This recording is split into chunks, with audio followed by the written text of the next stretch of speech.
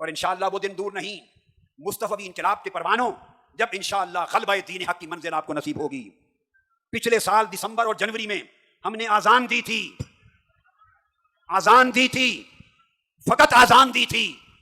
جماعت ابھی باقی ہے۔ آذان دینے والا مؤذن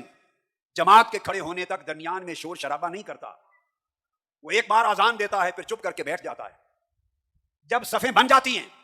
اور 1 کروڑ نمازی تیار ہو جاتے ہیں، 1 کروڑ نمازی جب تیار ہو جائیں گے تو اقامت کہی جائے گی،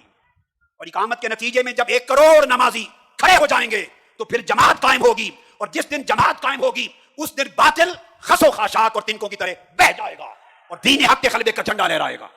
ہم چھوٹی چھوٹی باتوں میں نہیں الجھتے، ہم سنار کی ٹھک ٹھک نہیں کرتے، ہم سنار کی ٹھک ٹھک نہیں کرتے، ہم لوہار کی ایک ہی لگائیں گے۔ پہلے اذان دی، دنیا نے جان لیا کہ یہ تحریک اور اس کے کارکن